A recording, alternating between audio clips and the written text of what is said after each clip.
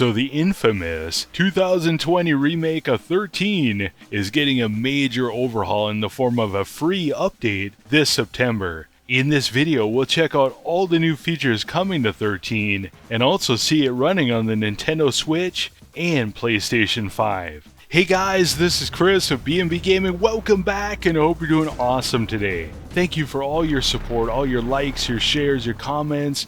Definitely appreciate it because they definitely help me out. And if this is your first time here and you're interested in games like 13, Killing Floor 2, the Callisto Protocol, Evil West, hit that subscribe button for more content. So to start with, guys, if you aren't familiar with 13, it came out on the PlayStation 2 and original Xbox way back in 2003, and it has a special place in the hearts of a lot of gamers.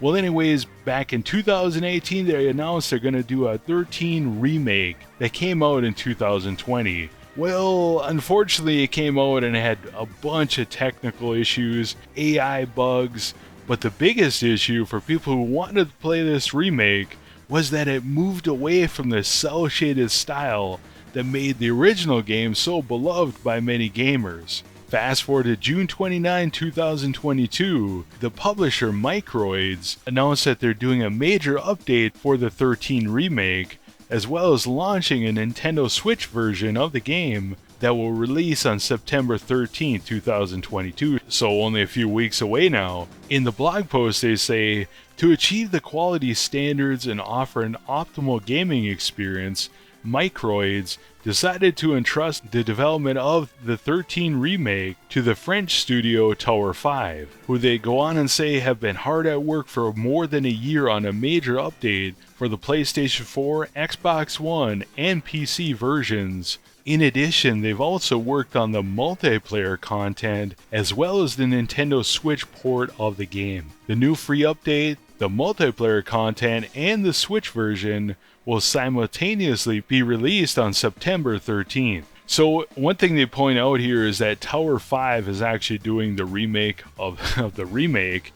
The original developer was Play Magic, who is a small studio located in Malta, and it was their first project. Well, anyways, they go on and say that on the date, September 13th, owners of the PlayStation 4, Xbox One, and PC versions will receive a free update and enjoy the game as intended. The development studio reworked the entire game from the art direction to the AI and added numerous technical improvements. Finally, Tower 5 implemented the highly awaited online multiplayer mode for up to 13 players. In basically an apology, Stefan Longard, CEO of Microids, said, "We're fully aware and terribly sorry that the initial launch of 13 Remake on PlayStation 4, Xbox One, and PC did not reach players' expectations of quality standards. A bit more than a year ago, we took the decision to hire the studio Tower 5 to finish the development of the game," which is kind of interesting. So basically they said the game wasn't done.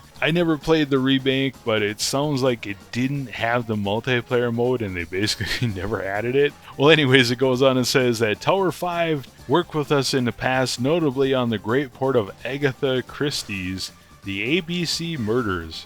I never heard of that. Well, anyways, it goes on and says, "We really wanted to take the time to fix the game and offer the owners of 13 Remake a free update paying the best possible tribute to the original game we all love. The Nintendo Switch version of the game will of course benefit from all the work done to improve the game as well as the multiplayer mode. We can't wait for players to put their hands on this improved version of the game and rediscover the classic adventures of Agent 13. So in the background here, you've been watching the Nintendo Switch version of 13. Now let's switch over to the 13 Remake running on PlayStation 5. So as far as features go, they're saying this update is going to add a refined art style, enhanced AI, revamped sound design, 30 FPS on Switch, and 60 FPS on PlayStation 5 and Xbox Series X and I'm assuming S, and finally online multiplayer for 2 to 13 players. Now there is a big caveat with all this. Basically they're selling the 13 Remake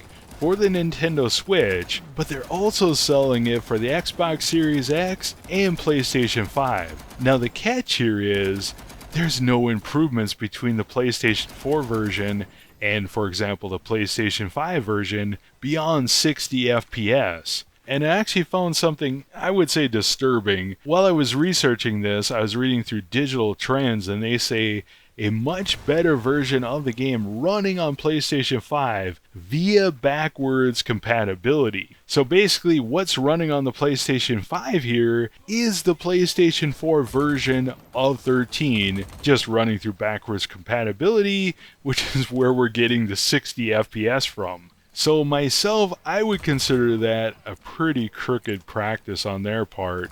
Essentially selling a game you can get for $5 for $40, and it's not even 4K, it's not even anything like 4K, it's basically the Xbox One version or PlayStation 4 version running through back compat, so it looks pretty good. Now if this is true, and I did look around to see if I could find other sources, other people saying this is what the case was.